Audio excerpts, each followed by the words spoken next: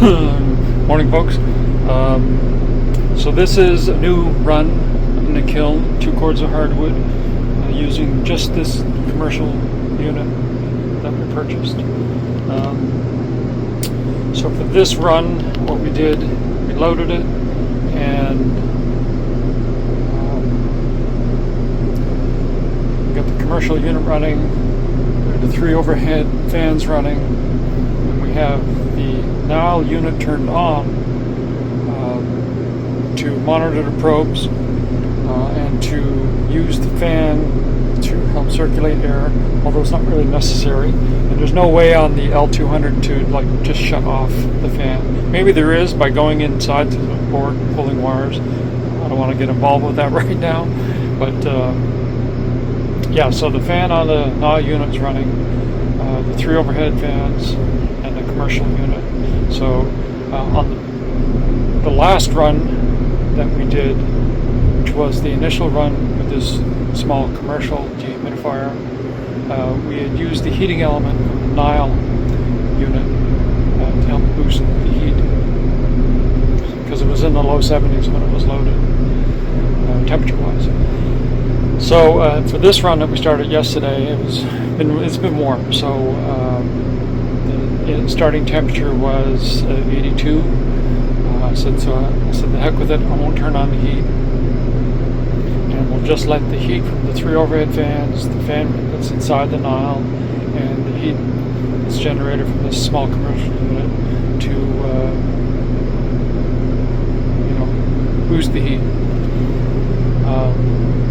So that was yesterday late afternoon, and I did a reading just after supper yesterday. Usually I do readings 8 in the morning and 8 at night.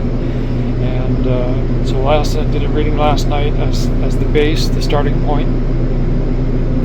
And then this morning now I'm here doing the reading for the first, start of the first full day. And so you can see that it's 67.2 is what the Inkbird is reading for relative humidity. And the 4 probes are reading this, so an average of 21. I'll probably turn that one off just so that we can just monitor 1, 2, and 4. The heat did climb, and that'll probably continue to climb. But the important thing to get here is how much moisture that little dehumidifier pulled out. Did you want to see? Yeah. You want to reveal the cover? Sure. This is a 5-gallon bucket. Since when? Since 8 o'clock last night. It's almost full. That's amazing. Yeah. So, we gotta dump this? Yep, we gotta dump it. Jesus. Just bend the hose. Yeah. Let me just do a quick little measurement there. It's heavy, isn't it? Yeah. So that's let's say 3 inches from the top, or less. Yeah, you might be dumping this. Okay, here, you take this. I'll just hold on to it. Don't drop it in water. Yeah.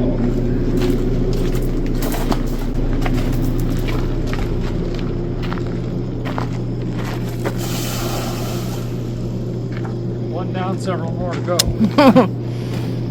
That's awesome.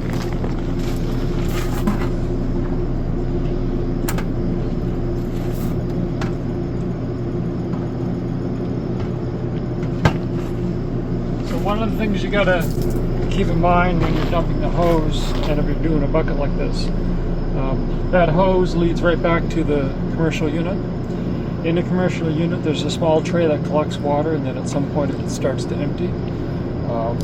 Yeah, you don't want it to go back in. Yeah, you don't want to lift the hose. Yeah. So that water flows back in there. Right. And do some damage inside there. Yeah. All right. So we go load the truck with yesterday's kiln wood and deliver it. There we go. Load the truck and deliver. Yep. This will do next. That way.